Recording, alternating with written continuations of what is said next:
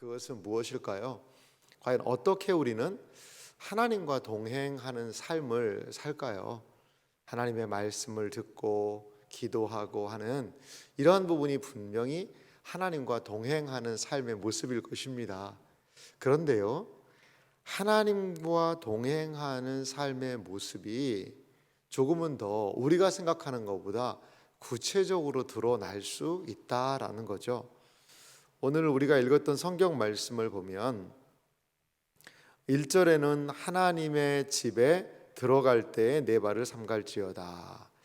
그래서 하나님의 집에 들어간다라는 표현은 제사를 의미하는 것 같아요. 하나님을 배우러 하나님께 예배하러 간다라는 것과도 바꿀 수 있는 말이고요. 하나님 앞에서 함부로 입을 열지 마라. 우리의 말, 모든 말이 하나님 앞에 있는 말들 아닐까요?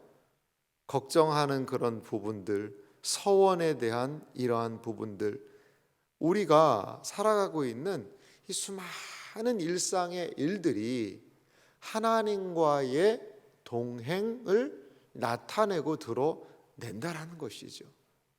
참 어떤 측면에서는 감사하기도 하지만 두렵고 떨리기도 한 그런 부분 아니겠어요? 우리의 교회에서만의 우리의 예배드리고 경건 생활할 때만 하나님과의 동행이 아니라 우리의 전 삶의 영역이 하나님 앞에서의 삶이라는 거죠.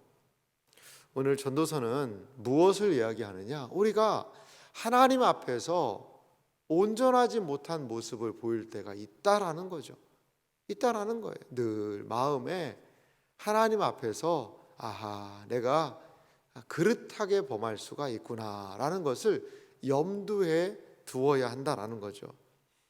오늘 5장 1절 보시겠습니다. 1절은 이렇게 시작하는데요. 하나님의 집에 들어갈 때 내 발을 삼갈지어다.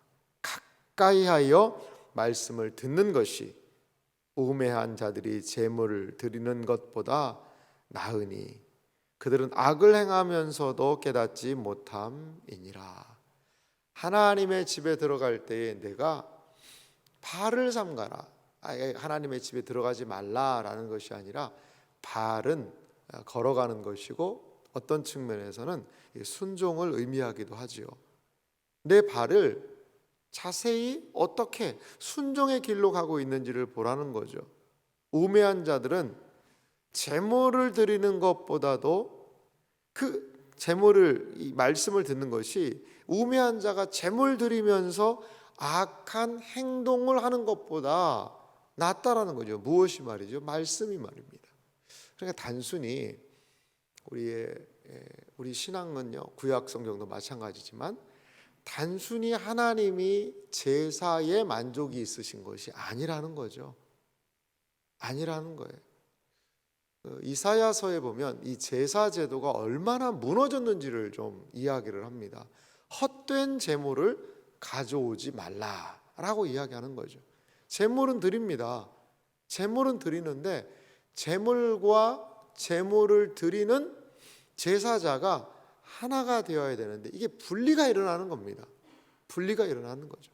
그러니까 하나님은 내가 드린 이 제사 받으시면 되고 나는 나대로 살면 되지 않겠습니까? 하나님이 하라는 걸 했지 않겠습니까?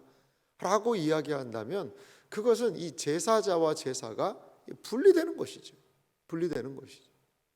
하나님은 제사를 통하여서 받기 원하시는 것이 있는데 제사는 제사자와 일치되어서 하나님께 온전히 드려져야 한다는 거죠. 그러할 때 그 제사는 무엇이 될까요? 하나님과의 바른 관계를 맺을 수가 있다는 거죠. 예배도 똑같은 것 같아요. 예배의 자리에 그냥 단순히 앉아만 있다라고 해서 예배가 저절로 자동으로 무엇인가가 정립되듯이 아니요, 그렇지 않다는 거죠.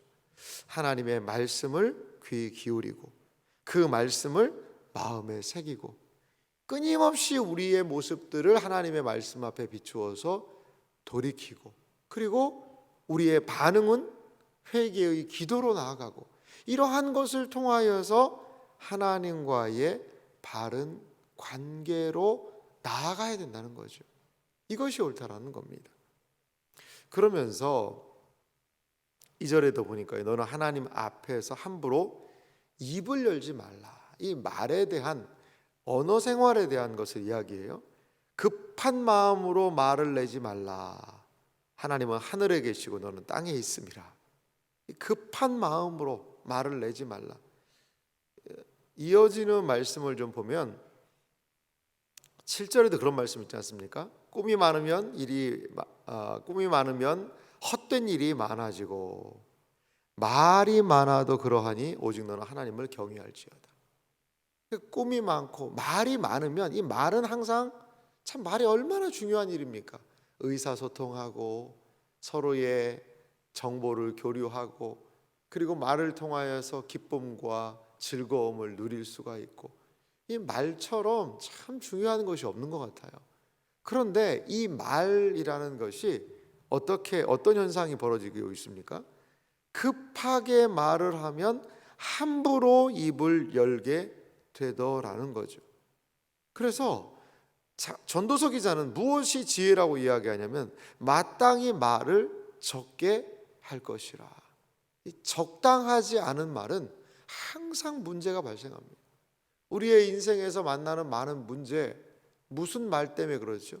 이 적당하지 않은 말 때문에, 지나친 말들 때문에, 말이 많기 때문에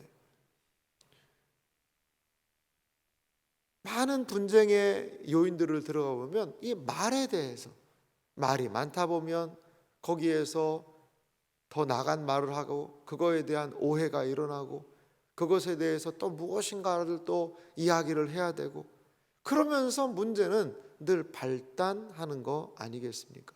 아무나 말잔치라는 얘기가 있어요. 그냥 막 이야기하는 것입니다. 그러다 보면 그 말을 수습하기가 너무나도 어려운 것 같아요. 어려운 것 같아요. 그래서 우리의 언어 생활에 정말 절제가 좀 필요한 것 같습니다. 야고보 선생은 우리에게도 이렇게 얘기하잖아요.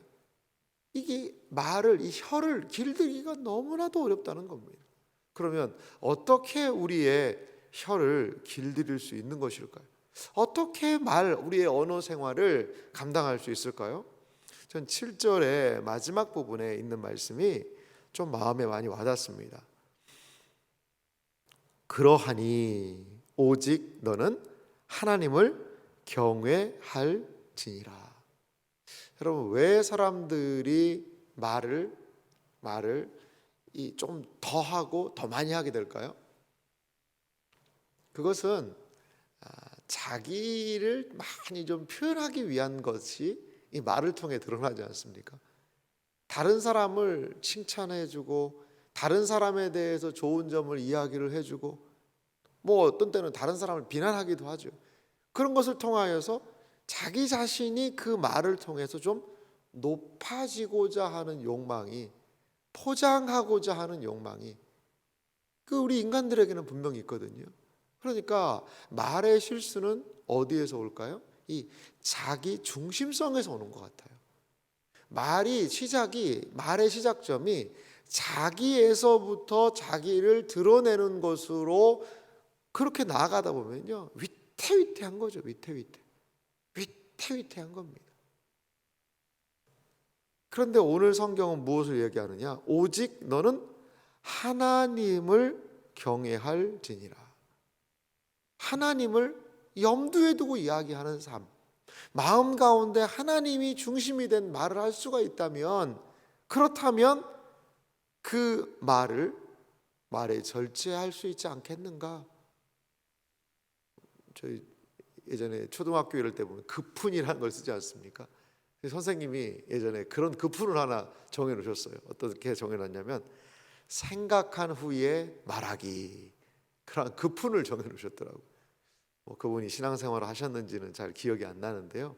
근데 그 급훈은 기억나더라고요. 아하, 생각을 한 다음에 말을 해야 되는 것, 이게 다 알고 있죠. 그런데 실천하기가 참 어려운 것 같아요. 실천하기가. 그래서 야고보 선생은 입에다가 이렇게 재갈을 물리라고 이야기합니다. 재갈을 물리라는 거죠. 이 말을 타고 가다가 그 말을 제어할 수 있는 수단인 이 재갈, 그것을 물려가지고라도 우리의 언어 생활에 절제함을 갖자라는 거죠. 하나님 중심적으로 말하기. 또한 오늘 본문에서도 말하지만 2절에 너는 하나님 앞에서 함부로 입을 열지 말라. 우리의 모든 언어 생활을요, 반말은 쥐가 듣고 낱말은 새가 듣는다라고 이야기하는데, 쥐, 새 들어봤자 소용도 없습니다. 쥐가 들어서 뭐 하겠어요? 찍찍하게 뿐이겠죠. 그런데 우리들의 말을 누가 들으실까요? 하나님께서 들으신다고 오늘 성경이 이야기하고 있습니다. 하나님 앞이다. 하나님 앞이다. 우리의 언어 생활 가운데 하나님을 경외함이 있기를 간절히 소망합니다. 또한 걱정이 많으면 꿈이 생기고 말이 많으면 우매자의 소리가 나타나느니라. 여기 걱정이 많으면요, 꿈이 생긴다라는 참 재밌는 표현이지 않습니까? 걱정을 많이 하고 하면 그게 어디까지 쫓아와요? 꿈까지 쫓아와서 사람에게 여러 가지 근심을 준다는 거죠. 걱정을 안 할 수 없죠. 어떻게 걱정을 안 하겠습니까? 내가 할 수 있는 한계점들이 있기 때문이죠. 그런데 그 걱정을 통한 걱정이라는 것도 신약 성경에 예수님이 하신 말씀에 비하면 이 염려는, 지나친 염려는 이 불신앙이라고 성경이 이야기하거든요. 걱정을 한다는 건요, 여기도 내 중심이에요. 내가 그 일을, 내가 이만큼 해야 되는데 내가 못하고, 이러한 것들이 걱정이 생기고 꿈 꿀 때까지 이러한 일들이 발생하게 됐다는 거죠. 말에 대한 교훈을 이으면서 많은 말은 결국은 어리석음을 드러낸다라는 것이죠. 어리석음을. 말의 절제, 말의 지혜, 때에 맞는 말이 얼마나 아름다운가라고 이야기하는데, 참 타이밍을 포착해야 되는 말, 이런 것들이 중요하다라는 생각이 듭니다. 사랑하는 성도 여러분, 우리의 말, 우리의 언어 생활이요, 하나님과 동행하는 길이에요. 우리의 언어 생활을 통해서 하나님과 동행한다라고 우리는 이 뼛속에서부터 새기면서, 그렇게 이 새벽에도 우리 좀 같이 기도해야 될 것 같아요. 내 언어 생활이 하나님과 동행하는 길이에요. 예배드리고 기도하고 하나님을 찬양하고, 이것만이 하나님을 경외하는 길이 아니라 내 입술이 말하는 그 활동이 하나님을 경외하는 거예요. 하나님을 경외하는 거예요. 그래서 오늘 전도자는 우리에게 말의 지혜를 가지라고 이 새벽에 우리에게 권면하고 있습니다. 아니, 명령하고 있습니다. 이 하나님의 뜻을 잘 헤아릴 수 있는 우리들의 삶이 되었으면 좋겠습니다. 이제 이 전도자는 또 하나 하나님을 동행하는 것을 서원도 이야기를 하고 있습니다. 서원이라는 것은 무엇일까요? 서원보다 더 진실한 게 어디 있겠어요? 하나님, 제가 하나님 앞에 이렇게 하겠습니다 라고 아주 담대하게 약속하는 거죠. 헛되게 그냥 경솔하게, 아니 뭐 진실한 마음 없이 서원하는 사람이 어디 있겠어요. 그런데 그 서원 자체도 우리는 주의해야 된다는 거죠. 서원을 하거든 갚기를 더디하지 말라. 하나님께 얘기는 번지를 잘 해놓고 그리고서는 안 지켜요. 이건 또 어떤 의미가 있을까요? 이 하나님을 사람에게 대우하듯 하는 모습 아닐까요? 하나님은 우매한 자들을 기뻐하지 아니하시나니 서원한 것은 갚으라라고 이야기하고 있다는 거죠. 서원하고 갚지 아니하는 것보다 서원하지 아니하는 것이 낫다.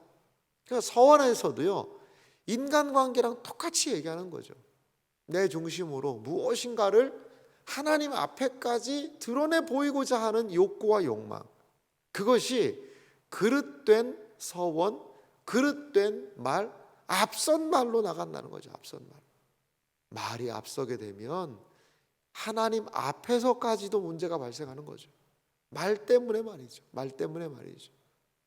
말은 하나님의 말씀을, 하나님에 대한 경외를 통과시켜야 되는 것 같아요.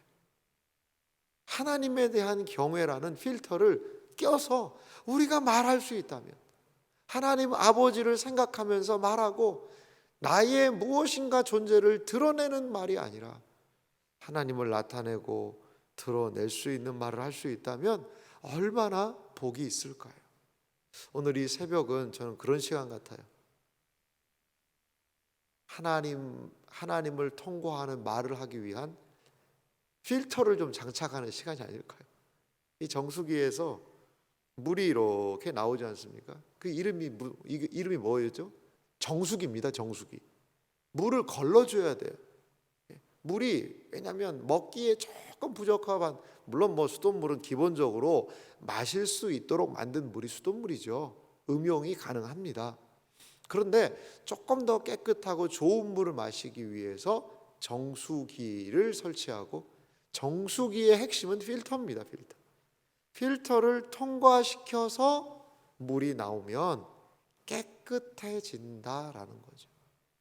이 새벽 시간 우리의 언어의 필터를, 정수기 필터 바꾸듯이 그 채우는 시간은 아닐까 조심스럽게 생각을 해봅니다. 이 새벽의 시간에 우리의 언어 생활의 필터를 아침마다 교환해야죠. 왜? 날마다 우리의 말은 더러워질 수 있으니까. 그렇게 해서 하나님에 대한 경외라는 필터를 껴놓고 장착하고 오늘 이 하루의 언어 생활을 해도 깨끗하고 좋고 살리고 복된 말이 나올까 말까인데, 기도하지 않고 함부로 행동하면서 나가게 되면 우리의 말에서, 우리의 언어에서 막 본성들이 올라오는 것 같아요. 오늘 이 새벽 기도를 통해 오늘 전도자가 지속적으로 이야기하고 있는 우리의 이 말, 언어의 문제, 그것을 위하여서 하나님에 대한 경외의 그 필터가 장착되는 오늘 이 아침이, 이 새벽이 되기를 간절히 소망합니다. 7절 말씀 다시 읽으면요, 꿈이 많으면 헛된 일들이 많아지고 말이 많아도 그러하니 오직 너는 하나님을 경외할지니라. 하나님을 경외함으로 우리의 언어 생활이 하나님 앞에서의 언어 생활, 그리고 살리는 말, 복된 말, 영혼의 충만한 은혜를 주는 그러한 복된 언어 생활이 우리의 삶 가운데 있으시기를 주님의 이름으로 축원합니다.